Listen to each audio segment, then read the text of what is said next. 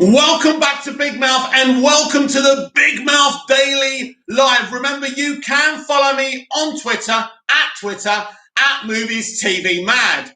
Now, one thing, whether you like Zack Snyder or you hate Zack Snyder, no one's ever going to forget Zack Snyder. He's the only kind of memorable thing from this stagnant era of trash, high-profile blockbuster movies. And I actually shared a video from some YouTube channel where they interviewed this industry professional talking about how movie studios are so bad at making movies these days. But it's interesting, right? Because as we saw last night on the live stream, Snyder brings heated debate.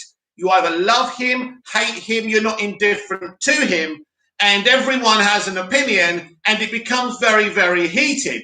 And actually, by the way, Zack likes it that way. He's actually said he likes it that way. So here's a very interesting article from Variety about Zack Snyder and all his movies. So we're going to go through this morning, and I'm going to venture opinions. And please venture your opinions about Snyder constructively on the comments. No name calling or anything like that. We want this constructive. So this is from Variety and William Earl.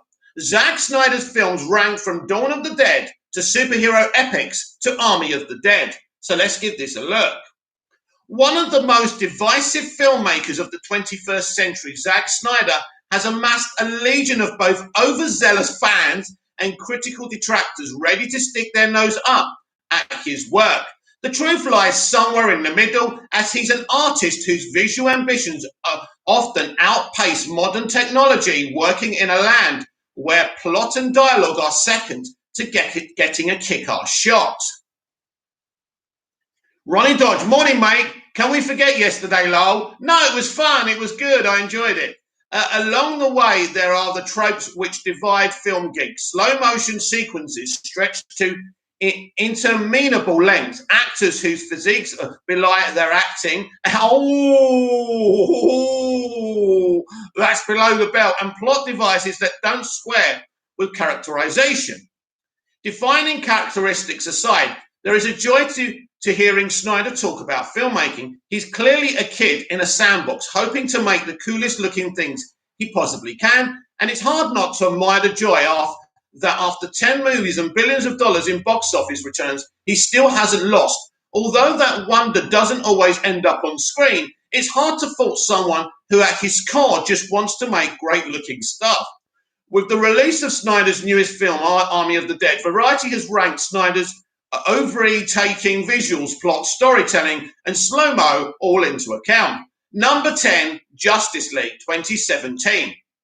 Justice League, as it was originally released, is the brainchild of Joss Whedon, who stepped into during post-production as Snyder left to deal with a family tragedy, proving the films are truly made in the editing bay. Whedon fumbled the release completely, utilizing a turbocharged reshoot budget and corny jokes, shift the plot around and remix the vision from color grading on down. The result is a herky-jerky mess, which bungles the gravitas of the team-up for a sub-Avengers rush job. After the studio allegedly mandated the runtime to go below 2 hours and refused to delay the film. Despite the blend, the scenes changes, the jumbled mess is Snyder in name only, and with 2021 cut becoming canon for fans, the 2017 edition, which the director himself hasn't even seen, is just an asterisk on his career. Leroy Kong, Army of the Dead is very well made. Zack is the greatest. Kurt Manchester United fan, Australia Glazers out. Yo, brother, final day of the season today. Very exciting. So, number 9, Batman versus Superman. Of the large-scale epics that Snyder is responsible for, Batman v Superman is a colossal miscalculation of what audiences would like from such a movie. A dour grey slog. The titular heroes hate each other, hate themselves, hate the world, and the audience grows to hate them. Why exactly are they fighting each other? Because the awful script needs them to. Luckily, the denouncement comes in the form of an iconically bad MacGuffin. The duo stop fighting because they realise their mothers are both named Martha. That's not actually true. There's more depth to that, but you carry on. and the two lunkheads collaborate to fight a CGI blob monster. No, it's not a CGI blob monster, by the way. It's Doomsday, or a version of Doomsday. He looks brilliant. It's a great little battle. You're wrong. There are some high points. Ben Affleck's grizzled fury plays well as Batman. The film's introduction of Wonder Woman includes some of her best on-camera moments, and Jesse Eisenberg has an interesting coked-up tech bro take on Lex Luthor. But outside of a few down and dirty fights, it remains shockingly skippable for a film named Batman v Superman. This is not a skippable movie. It's an indie-type movie. It is beautiful. It is unique. It's not for everyone, I agree, but your thesis on this movie is ridiculous. Right, Kurt, Manchester United fan. Australia glazes out. Let's go, Manchester United, brother. Abraham Herrera, boss is on Embody's mouth. That's good. Billy, Manchester United glazes out. Hello, Billy. So next is Man of Steel at number 8, and this is the one that's got everyone riled up. Snyder's first swing at a household name property was a Superman movie, and while Man of Steel looks gorgeous, it's well cast with a game and shredded Henry Cavill as the titular alien and filled with eye-popping visuals, it seems to lack any heart associated with the iconic character. I disagree. This Superman is dark and brooding. I disagree. Ready to kill, I disagree, and commit massive property damage at a moment's notice. He's fighting. He's not concentrating on the damage, right? At a moment's notice, while facing off against Michael Shannon's scenery-chewing General Zod. He's brilliant. He's brilliant. I'm saying he's brilliant. They're not. From crashing buildings to billowing wheat stalks, everything is shot lovingly in a movie meant to look epic from every angle, but with thin characterization and a plodding pace, there isn't much for fans to hold on to, and very little for casual audiences who want to watch the Man of Steel save the day. So he says there's not many heartfelt moments in this film. Let's look at that. Every interaction between Clark and Jonathan is heartfelt. It's dramatic. It can be gritty in places, but it's heartfelt. The interactions between Clark and Martha can have levity, and they're heartfelt. That moment when he tells her he's found his biological parents and his people, she is devastated. And there's lots of heart between those characters. So you're wrong again. The interactions between Lois and Clark are very heartfelt as well. So there's a lot of heart in this movie. Now, in terms of Superman having heart himself, look, he's a different modern day kind of gladiatorial kind of Superman. So he's not the Superman we grew up with. He's not the one we read in the comics, but he's an awesome Superman nonetheless. Now, I understand that some people might not like that, but to say this film has no heart and this Superman is ready to kill, he's not ready to kill. In the script, Goya gave him no choice but to kill Zod. He had no choice. It's not about being ready to kill. Have you seen Man of Steel? Have you actually seen Batman v Superman? I'm starting to doubt it. Number 7, Legends of the Guardians, The Owls. A 3D animated family film based on a best-selling book series.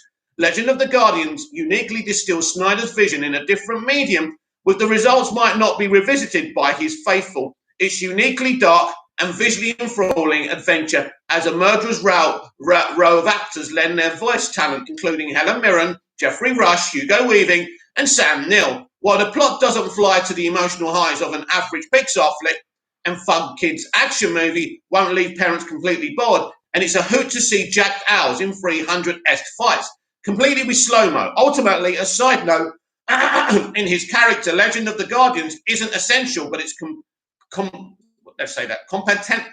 competently made and zips along at a relatively trim running time. Plus, it must be noted that the owls are extraordinarily cute.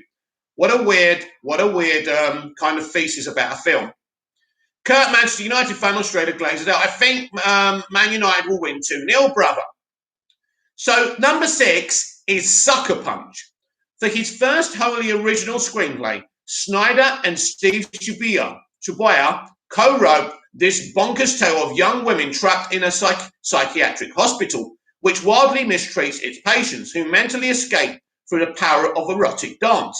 It's an insane premise mixed with a blend of fantasy sequences and fanboys setting steampunk WWI, whatever that is, a tech-filled feudal Japan, etc. The resulting film is so ambitious as to fail spectacularly, and while some of the elements thrown against the wall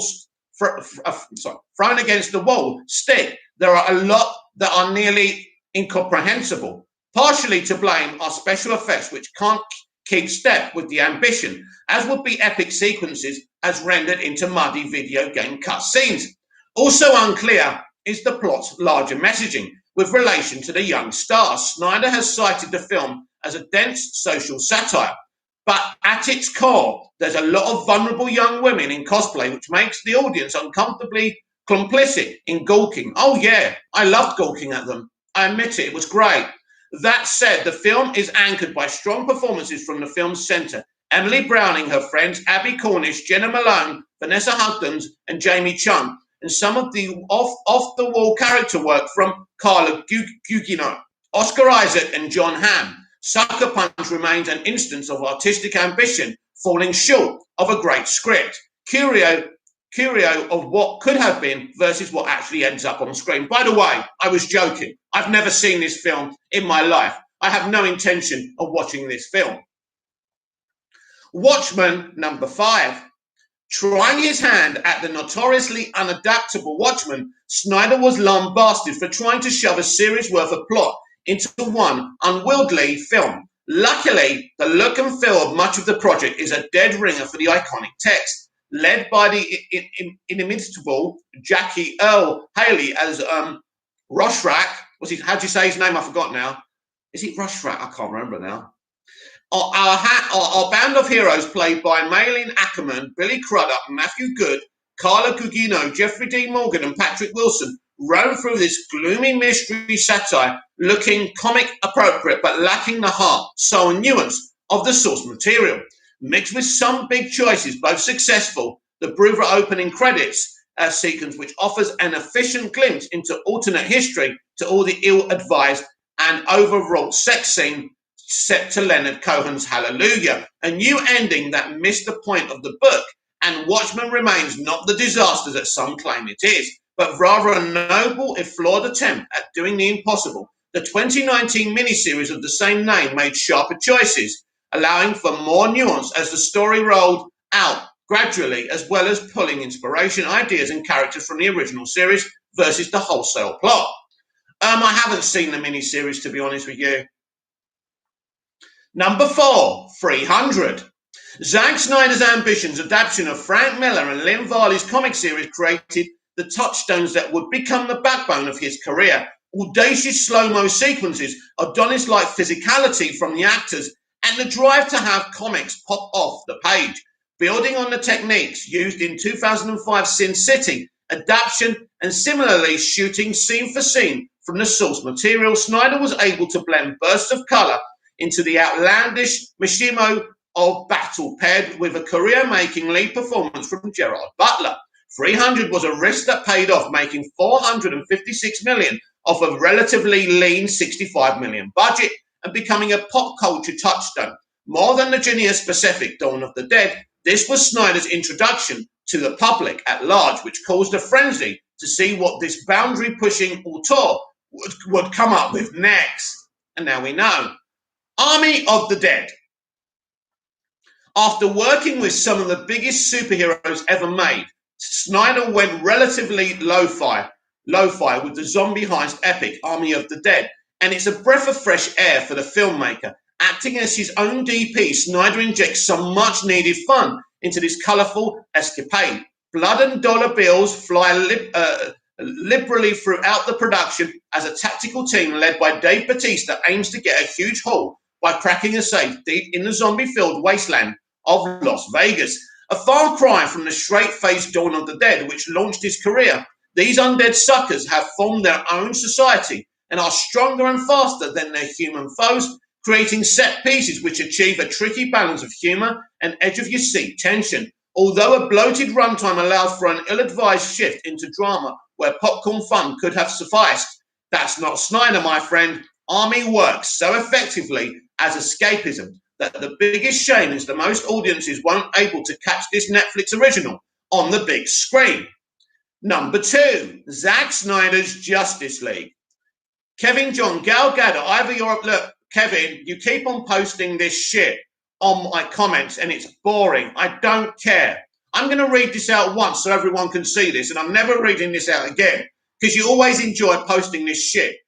Kevin John, Gal Gadot, either you're a feminist or you're a sexist Wonder Woman herself would know. By Sarah Riverin's all blah, blah, blah. Gal Gadot, get real. If you're, oh my God, if you're not a feminist, you're sexist. By blah, blah, blah, blah, blah. Wonder Woman's, yeah, you just put in spam. You just put in spam on here, mate. It's shit. You always put it. Haven't you got anything else to say, right? I think we're going to time you out, right? Because you're boring me.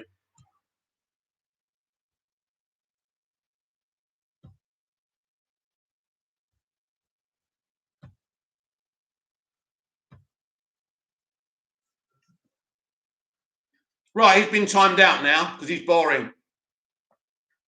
Right, where were we? Right, yes. Now at number 2, it's Zack Snyder's Justice League.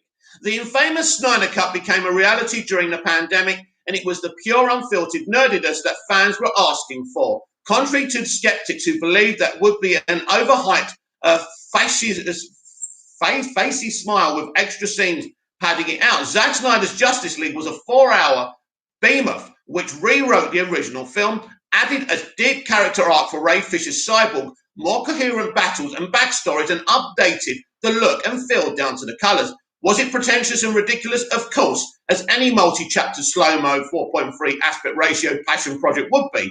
But the warts and all, more is more attitude only enchants Snyder's vision of what a large-scope superhero movie could be. And for a director who is constantly swinging for the fences, the fact that it was eventually released and worked so well is proof positive of his worldview. Number 1, this is what they're saying is his best film ever, Dawn of the Dead.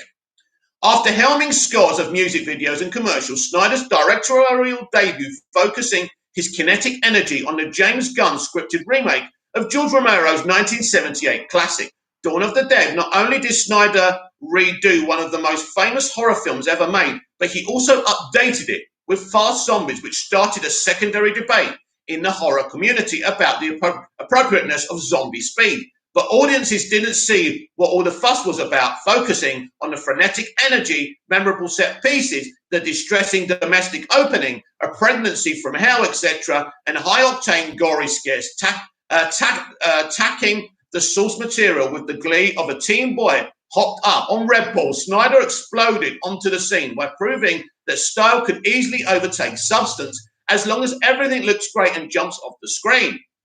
So that's the article. Ronnie Dodge, did you see The Rock teasing his Black Adam costume? Yes, I have seen the cloak. I've seen the cloak with him in the cloak.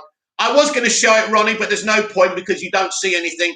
But basically, get ready for him to reveal his costume any day now. Could be today, could be tomorrow. They're teasing the reveal, and I'm very, very, very exciting. Now, this is interesting, actually, because you know, a lot of Snyder fans have been quote tweeting this article because what Variety have been doing, they've been re-releasing it with the different kind of films they were talking about. So it looks like an article for Man of Steel, and then it's an article for Watchman, blah, blah, blah. But it's basically a big article. I just thought it was an article about Man of Steel.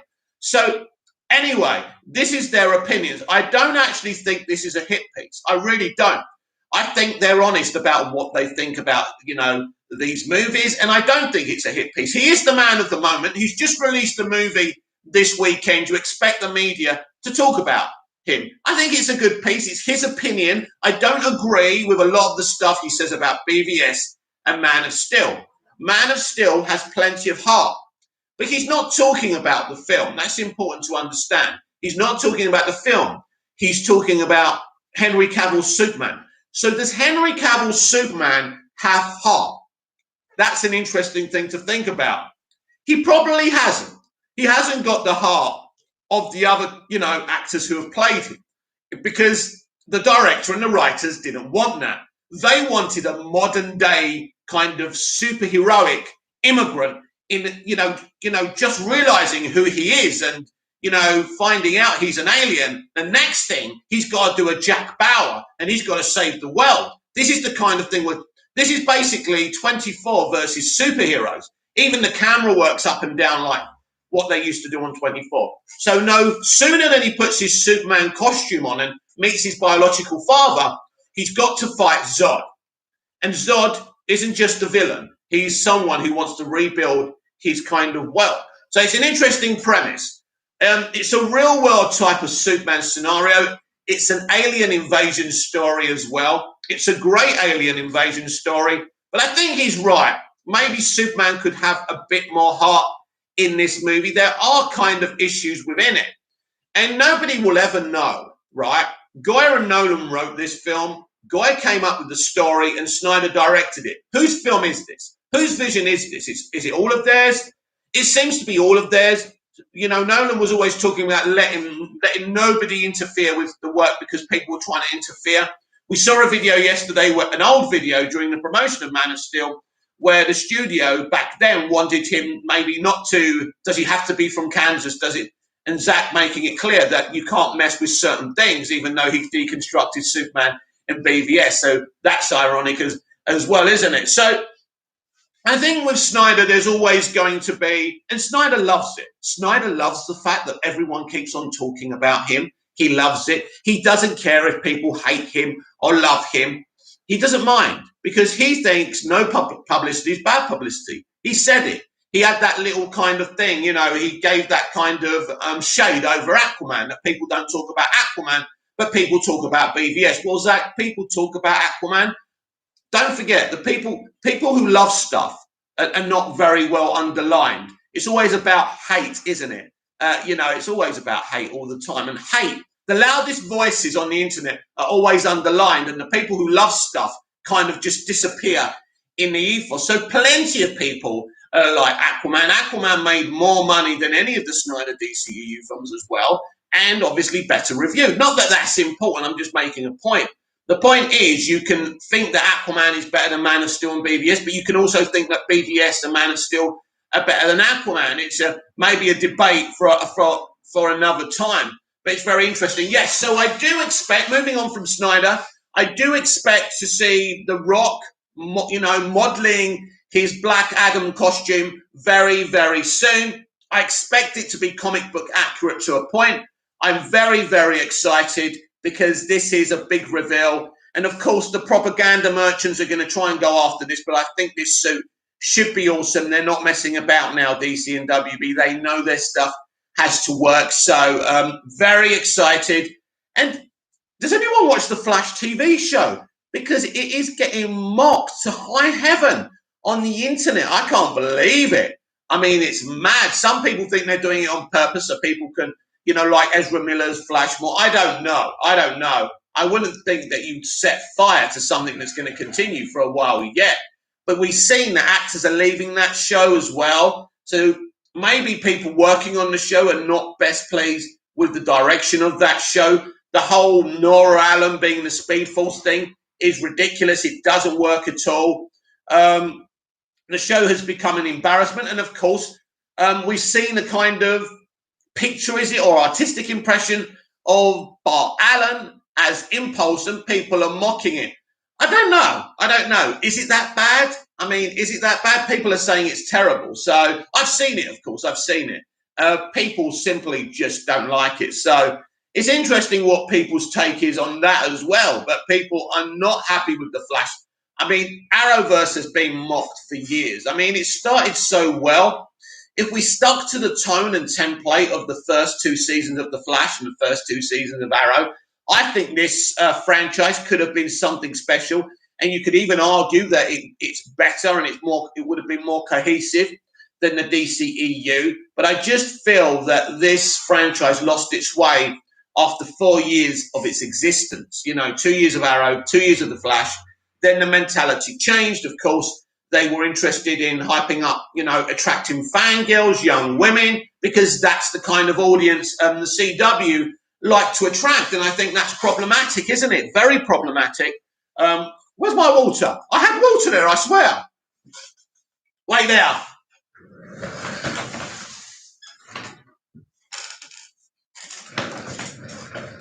Never get up if you don't have to. And so Arrowverse is basically being mocked. And The Flash, is and I used to love The Flash. First two series were amazing. They really did. It was a great adaptation. If the first two seasons of Arrow was an Arrow movie, epic, one of the best superhero movies ever. If the first two seasons of The Flash was a movie, epic and awesome.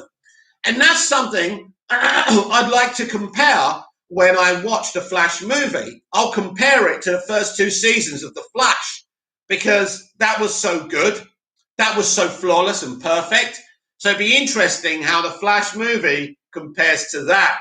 But I think, was it the third or fourth season they did Flashpoint as well? And I don't think that Flashpoint was good either. I don't think it was. It was actually rather disappointing because with Flashpoint, when he goes back to save his mum, you've got to get that moment, like when Marty McFly realizes something's wrong, when he goes into his bedroom fucking window and there's another girl in his bed. It's, oh my God, what's going on here? And then he slowly finds out that he's in an alternate timeline. So that's the kind of thing you want to find out, that kind of reveal, and this is what I want to see from the film. This should blow Ezra Miller's Barry Allen's mind. Because 1 minute he's gone back in time, he hasn't understood the consequences of what he's about to do. Then all of a sudden, imagine waking up in an alternate timeline. It would be so harrowing, wouldn't it? Imagine the comic book version where there's an Atlantean Amazonian war, where Wonder Woman is a fucking evil, murderous seductress. And basically, Aquaman is an evil, sadistic kind of crime lord, really, warlord. And so that would be really scary, seeing people that were your friends and now they're these evil fuckers. Blows your mind, right? But obviously, I didn't expect the TV show to adapt Flashpoint properly, but I expected a lot more than that, unfortunately. And unfortunately as well with the Arrowverse, since it's been good, we've gone past it being good, and they always don't want the superheroes to solve their own problems, so Barry Allen always needs help. This is the fastest man alive, literally, and Barry Allen is supposed to be quite intelligent as well, but he can't operate on his own. He needs a team. Supergirl needs a team, right?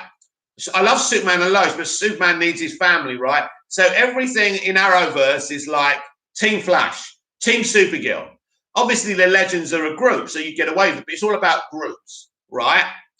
And basically, it's too samey. They don't have any origins. Everything they do is samey. So that's quite funny. So basically, Arrowverse started really epic and exciting and awesome. Smallville, lit the blue touch paper. And they really didn't study Smallville enough for me.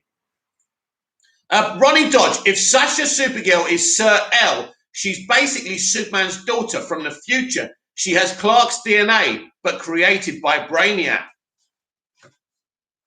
Oh my God. Please do that, Andy.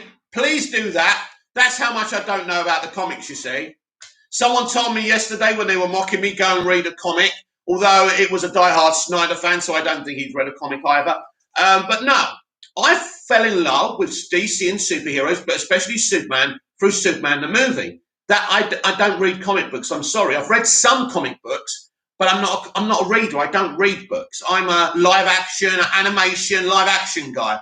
I do apologize in advance, but because I love these characters and especially Superman, I have every right to talk about them. It doesn't mean I have the super expert knowledge, right? But it means I love them and I have every right to talk about them. But that's very, very exciting, Ronnie Dodge. Very exciting. And I can't wait to, if that's the case, that would be awesome. Ronnie Dodge, I hope they go that route, but who knows? It would be an epic route for her to be Superman's daughter. But obviously, for her to be Superman's daughter, what daughter from what timeline? What Superman are we talking about?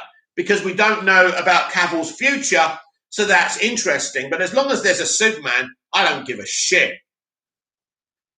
But yeah, that's some interesting information you found out there. That would be interesting, especially if she's got like the black hair and everything. It's very interesting what Supergirl. This is not Snyder's Supergirl from the prequel comic, I don't think.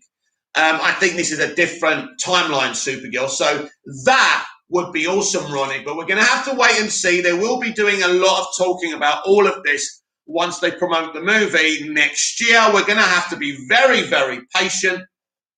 But patience is a virtue. And also building something up to look forward to it is something special. You know, it's like when you're waiting to open that present. Once you've opened it, it's great, but you've got it. I think the anticipation sometimes can be just as exciting. So I'm very, very, very, very excited about where we're heading with all of this, because I think there's going to be a lot of comic book accuracy. Now, a prediction for when we'll see The Rock unleash his costume, maybe later today. Maybe later today on Monday. I think they still reveal stuff on a Monday. Ronnie Dodge probably going to talk about it briefly at Fandom, I hope. Oh, they won't be talking about it briefly. They'll be talking about it a lot. They're there to promote this movie.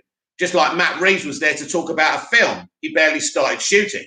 So, you know, expect a lot of conversations. Fandom is the place to build up everything. Build up this new universe, this new iteration, this rebooted universe. It's very exciting. And, of course, more explanations about what the future holds for the DCEU too. So that's very awesome as well. So, yes, very interesting article about Zack Snyder. People are always going to talk about him. He is one of those people. He is one of those creators. Ronnie Dodge, I was talking to Jim Lee last night on his Twitch. Wow. And what did Jim Lee have to say, mate? Let us know, because I don't do Twitch. I'd love to know what Jim has to say. Anything interesting? That would be cool, wouldn't it? I'd love to interview Jim Lee. I don't think Jim does. Jim only does kind of DC inside interviews. I don't think he does outside interviews. But that would be really good to get him on this channel. I would absolutely love that. Because he's a DC legend.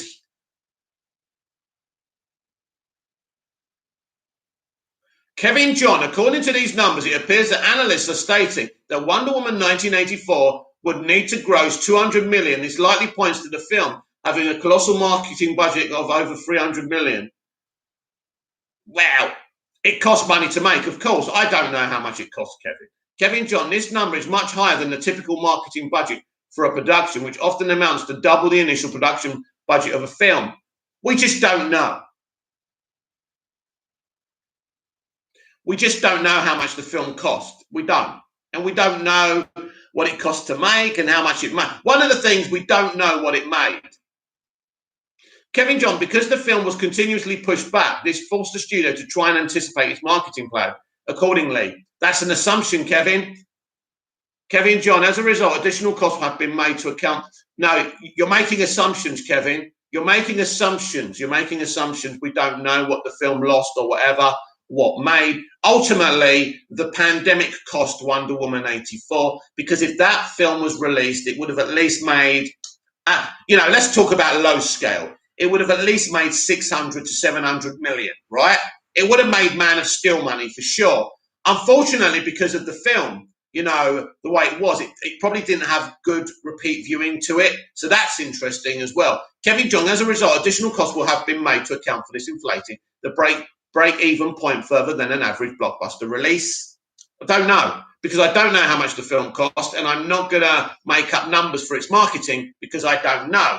I have issues with the film, but I'm not going to start making up, inflated costs just to forward an agenda. So I don't know how much it cost. I do know the pandemic cost it, but also the direction they went in cost it. But we'll never know what this film made and what this film didn't make. It was released in theaters as well. I said to Jim, Ronnie Dodge, I said to Jim, I'm so excited for fandom this year. And he said, it's going to be very exciting. Time to be a DC fan. Yes. That's what we want, Jimmy boy. That's what we want to hear. You see, here's the thing. You can keep on reading propaganda and being wound up by the hate. But if you're excited for the future of DC live action, be excited for DC live action, right? Because at the end of the day, you like what you like and don't get wound up by idiots, right? Kevin John, Gal Gadot in 2014 on. Yeah, you're getting timed out again, Kevin. You're just a spammy, mate. You're just a spammy with an agenda. I can't be bothered. So what are we going to do? Put user time out.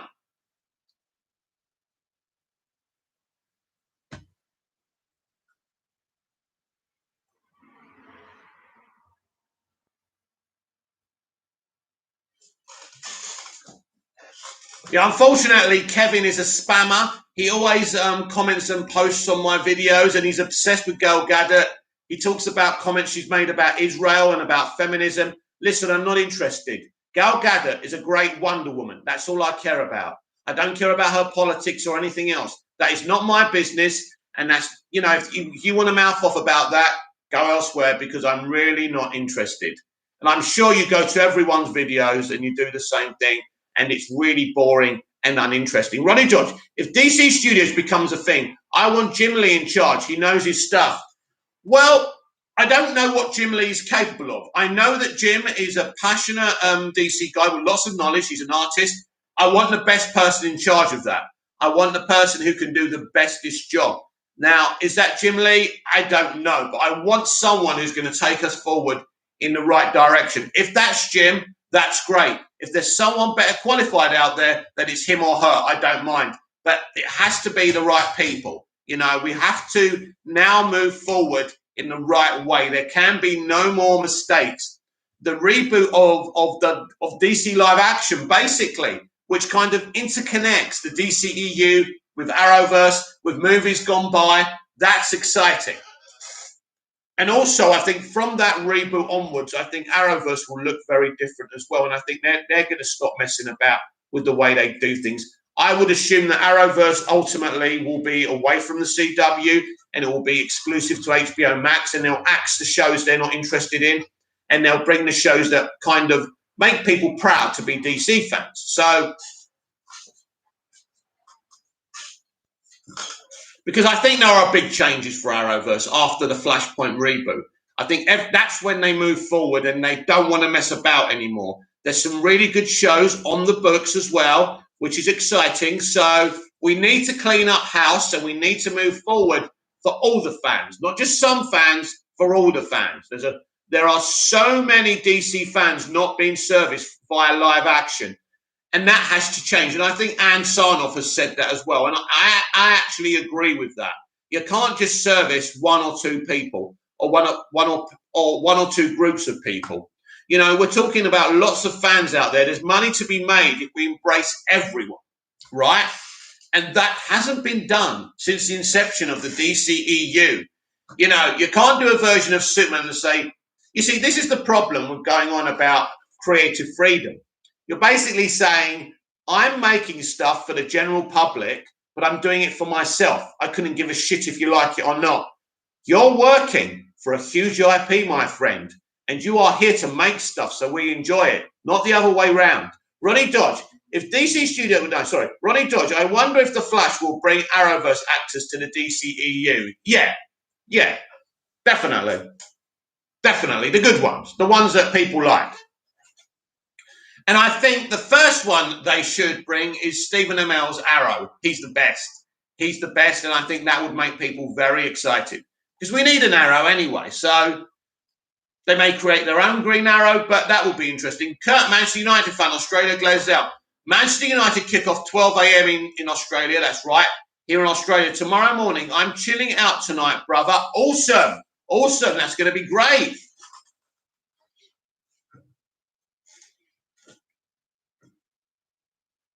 So there's a lot of things going on. Ronnie Dodge, is this guy attacking Gal? Yeah, I've basically hid all his comments. He's ridiculous.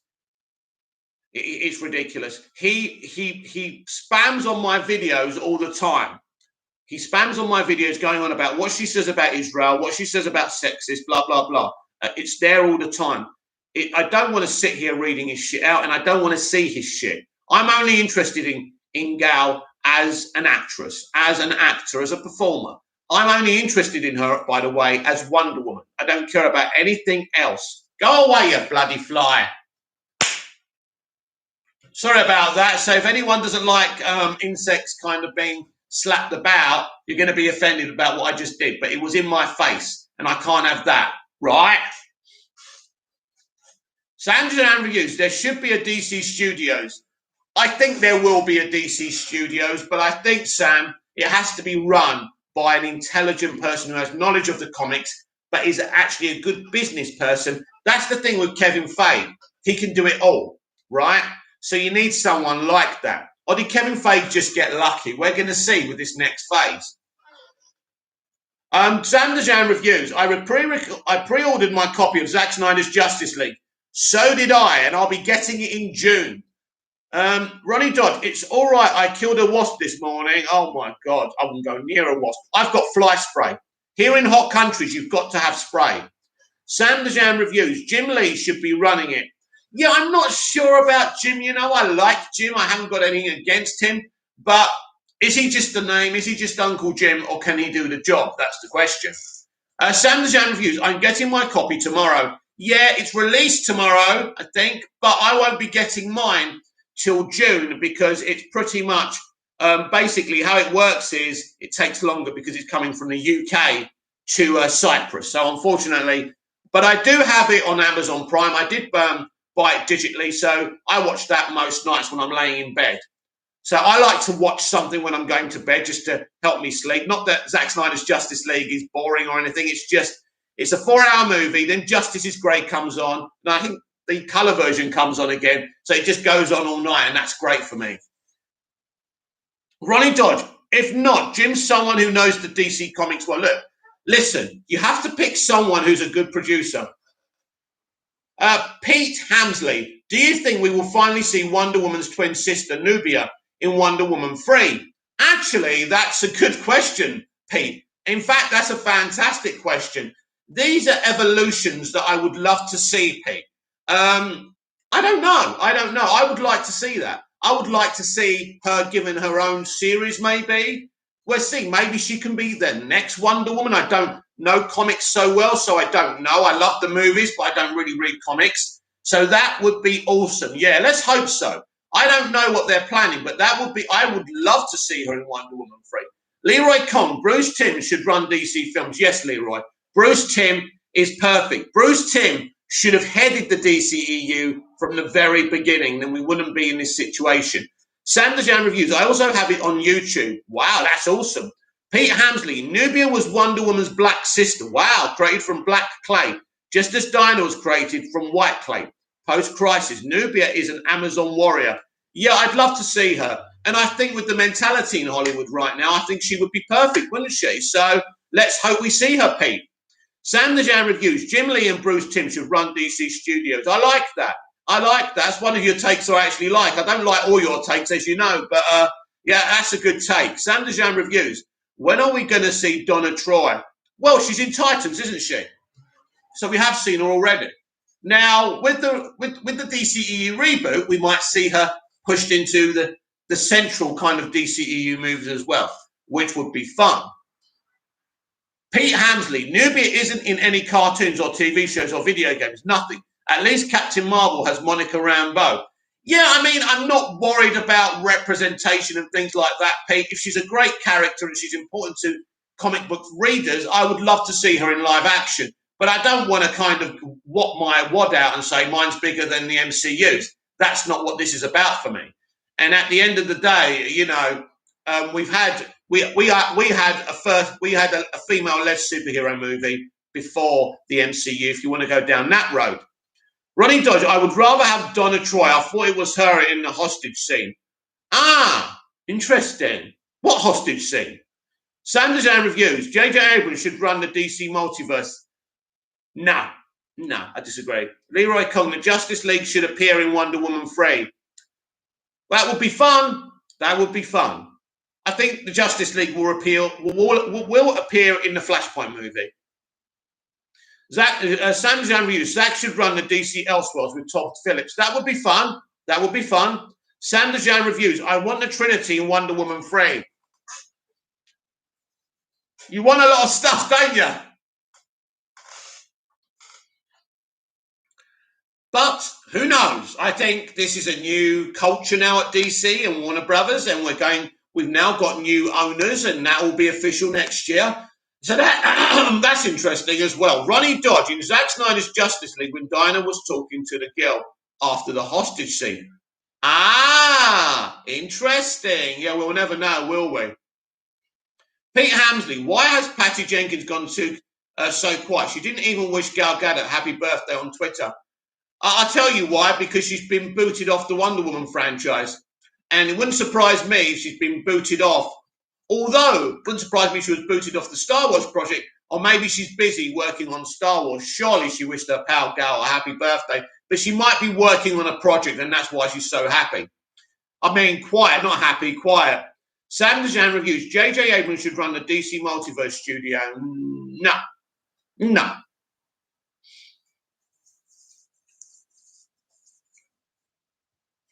I want someone who knows the comics and can be a good producer as well. That's not JJ. Pete Hamsley, are they still going to make Cleopatra? Yes, that's still going ahead. So that's the comparison with someone like someone like Gal Gadot and Henry Cavill. Henry Cavill is working with a multitude of great directors, and because let's say she's artistically challenged, she's working with someone she knows, right, to get her through it.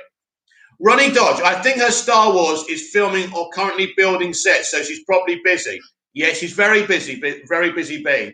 Be interesting what the future holds for her after Wonder Woman 84. There will be consequences. Sam Dejan Reeves, Steven Spielberg was supposed to do a DC movie. What happened with it? Still in development. Officially, still in development. So that's interesting. We'll see where that goes. Steven Spielberg, of course, a very busy man, but so we'll see. But officially, the press have said that film is still in development. Leroy Kong, who WB have right now are ruining DC, all clowns. Well, we haven't seen what they're doing. There's a new plan.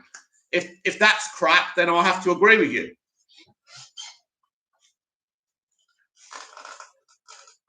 What should we say? 5 minutes, everyone. Get your questions and comments in. Ronnie Dodge, I think if Patty returns, they will give her boundaries. Well, she'll never have... Listen, that's the problem. She won't do it. She won't want those boundaries. She won't work under those boundaries. It's very dangerous to have directors who want totally their own way. That's why Zack's been problematic. You see, Christopher Nolan, although he likes his own way, he will bend in certain situations. You've got to.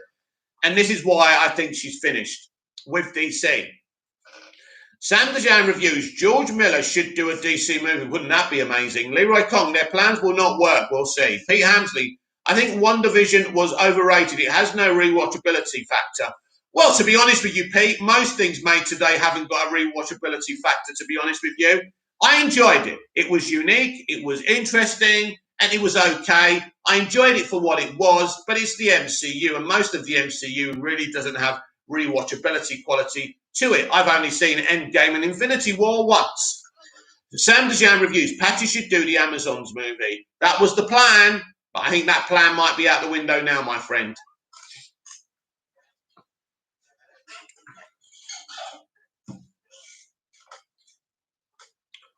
But I enjoyed WandaVision. It was okay. But yeah, you're not going to go and rewatch it because it's a mystery box show. And once you know what's in the box, you don't wrap up the present and unwrap it because you already know what's in it, right? There's no point to it. But then again, I rewatch Lost all the time and Life on Mars. They were mystery box shows, but they were classic and done so well. And I think that's the difference. I think the creatively bankrupt creatives now just don't get it. Pete Hamsley, what do you think of Disgrace Randolph? Well, she's like Marmite. Sometimes she tastes good, sometimes she tastes bad. I'm blocked by her on Twitter. At the end of the day, I respect her. She's one of the few women bloggers on YouTube. She's done very well for herself. But the hatred towards Henry Cavill, some of the lies she makes up as well sometimes.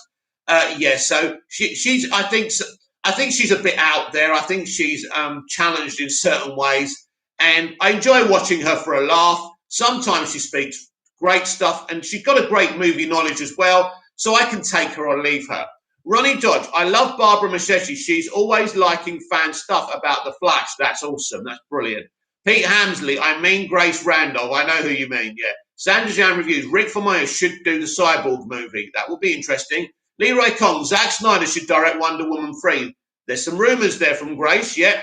Sam Dejan reviews, Matthew Vaughn should direct Man of Steel 2. He wanted to, but they said no. Pete Hamsley, I think Michael B. Jordan is too short to play the Black Superman. Yeah, he reckons he's not doing it. So, yeah, I think he's too short. I think that Anthony Mackie is too short to be a Captain America. Sam Dejan reviews, Grace said she was happy Henry was joining Highlander. Yes, you know why she's happy he's joining Highlander, because she thinks he's not going to do Superman anymore, and she doesn't want him doing Superman anymore. That's why she said she was happy about it. Tell me I'm wrong. Tell me that's not the kind of direction that she went in. These people are so fucking predictable. Right, everyone. One more minute, I think. One more minute, because I've got to put the chicken on. It's roast chicken day today, which is very exciting. If anyone sees Bobcat, let me know. I'm a bit worried about the little bloke. What's happened to him? Pete Hamsley, will Amber Heard be in Aquaman 2? Yes, definitely. Sam Dejan reviews, she doesn't want him to play Superman. No, she doesn't want him to play Superman, but it's not up to her. Ronnie Dodge, I definitely think Henry will have cameos in future DCEU movies. Yeah, I think that's perfect. With all the projects he's doing, I think cameos are perfect for now. And maybe because he's very popular. Leroy Kong, Grace Randolph hates Henry Cavill. Yes, she does. And it's not very nice. She's made up a lot of lies about him. He's not a diva. Let me ask you a question, Grace Randolph fans. If Henry Cavill is a diva, then why is the John Wick director, one of the most respected writer-directors in the industry right now, tapping him to play Connor McLeod? Why has he been tapped for so many projects? How comes he was able to work with Tom Cruise? You don't fuck with Tom Cruise because she's lying, because he's not a diva. He's a lovely lad. He even stopped saying, hey, guys, on his Instagram story because fans told him to stop it. Imagine that. And you're calling that young man a diva? He's so adorable the way he fixes computers. He's a geek. He said fans should be able to state their opinions. He's a great guy. I will not hear any shade about Henry Cavill. Sam Dejan Hughes, will Henry be in the Suicide Squad? Oh, I just spilt my water. Ronnie Dodge, Grace also hates Jessica, even when she was in It Too. She hates It Too. And she's slaughtering It Too because she has an agenda against Andy Muschietti because he's pretty much heading the kind of directorial department of the DCEU now. And she doesn't like that. I can't believe I spilt water all over my leg. And I've got electrics here, so I'm probably going to die. That's great, isn't it? Oh, my God. That's terrible. Right. P. Hamsley, will Black Panther 2 be good? Yes, I think it will be good. I think it will be a good movie. I think people will nitpick. Obviously, they're going ahead. Obviously, without the actor whose name I forgot, who passed away sadly. But I think it's just going to be a Wakanda movie, isn't it? And I think it'll be perfectly fine. And I think it'll be interesting. And a great kind of legacy for Chadwick Boseman. That's his name. Ronnie Dodge. Grace also hates Jessica, even when she was... Oh, yeah, I've already read that. I can't believe I spilled water. Oh, my God. Ronnie Dodge. Grace also... I've already read that. Ronnie Dodge. If The Flash is successful, I want Andy to do the trilogy. Well, if it's successful, Andy may be the lead director for the DCEU like Zack was. He might be leading that. He may do a Justice League movie. He may be their man. Because it's all about box office, you see. If this plan works, because this is a studio-orientated direction for the franchise. So this is how we're doing it. You know, they've been told to go down a certain direction and they're doing it. So that's interesting. And we'll see how it works out. Pete Hamsley, do you think Captain Marvel is a better movie than Wonder Woman 1984? Yes. It's I think they missed some potential in the film, but I do like Captain Marvel. I don't think it's a horrible film. It's interesting. I don't know if Brie Larson was the right person to cast, but they cast her. She did an okay job. Anyone could have played the role, really. But yeah, I like Captain Marvel, and I think it's but you can't really compare Captain Marvel, an origin movie, to a sequel. I'll judge the Marvels on Wonder Woman 84. I think that's a bit fair. But yeah, I think it's a better movie. But Wonder Woman 2017 is shits all over Captain Marvel, let's be clear. Leroy Kong, The Flash will fail. Pete Hamsley, do you think... No, sorry. Hang on, Pete Hamsley, do you think Brie Larson is a better singer than Gal Gadot? I haven't heard them sing, Pete. Ronnie Dodge, yeah, definitely. Andy's Movies is the movie that builds the multiverse, absolutely. Sam Dejan Reviews, I like Brie Larson, but I don't like her as Captain Marvel. Sam Dejan Reviews, did you know Brie Larson has a YouTube channel? I know the Fandom Menace were mocking the channel. Yeah, I've never seen it. I don't have any interest in Brie. She amuses me. I thought she was ill-advised to go after white men so publicly during the build-up of Captain Marvel, but she did that. Maybe they did it on purpose to cause some kind of controversy to get people watching it. It worked for Joker, didn't it? So, and I think it worked for that movie. Pete Hamsley, Gal Gadot has a YouTube channel too. Never seen it. Never seen it. Is she in a bikini? I'll subscribe. Ronnie Dodge, Flash won't fail. I think it will be one of the biggest DCEU movies. That's what I'm hoping for. I really hope that's the case. Right, everyone, this has been fantastic. Another great live stream, but I've got to put my oven on, as we're never going to have that roast chicken dinner today. So thank you, everyone. The reason I'm so far away is because I spilt water on the floor. Absolutely ridiculous. I can't believe that. Anyway, everyone, a bit of a crazy moment there. Sam Dejan Reviews. Hang on, Pete Hamsley. What do you think of the Golden Globes backlash? Lack of diversity. Well, diversity isn't something I really care about, my friend, so I don't care. And I personally think it doesn't matter. It doesn't matter to me. Let me just put it that way. It doesn't matter to me. Diversity isn't something I'm interested in. Award ceremonies are not something I'm interested in. Now, in terms of winners, I think what the Golden Globes were trying to do is give it to the best people, not say, oh, you're from a minority, I better nominate you and give you the award. That's the wrong way to go. Personally, I don't think the Golden Globes did anything wrong. Sam Dejan Reviews, Flash has to make at least $1 billion. It would need to make about that, yes. Ronnie Dodge, chicken time. See you later, mate. See you later, Ronnie. Leroy Kong, great live. Thank you. Sam Dejan Reviews, message retracted. Leroy Kong, the Hamadaverse will fail. Thank you for that, Leroy. Thank you, everyone. I will see you tonight for Big Mouth Live, 6 p.m. UK time. Maybe come back earlier for that. Other than that, I've got a plan. I did have a plan to do something, but I doubt I'll be able to do it. Anyway, I'll be back 6 p.m. for Big Mouth Live. See you then, Hamsley. Peter Hamsley, why did Ezra Miller choke that girl? No. You're one of these people that goes around the internet and believes everything you see, right? He didn't choke her. He was pretending to choke her. It was an April Fool's joke. Always remember that. Ronnie Dodge, don't burn the chicken. It's not on at the moment. I'm going to put it on now, so that's cool. So, yes, thank you, everyone. Unless anyone's got anything sane to say, which I doubt, I will see you tonight, 6 p.m. UK time. It's been absolutely fantastic, and I will see you then. Until then, goodbye. I've got to mop up this mess. See you later. I can't believe I spilled that water. I really can't.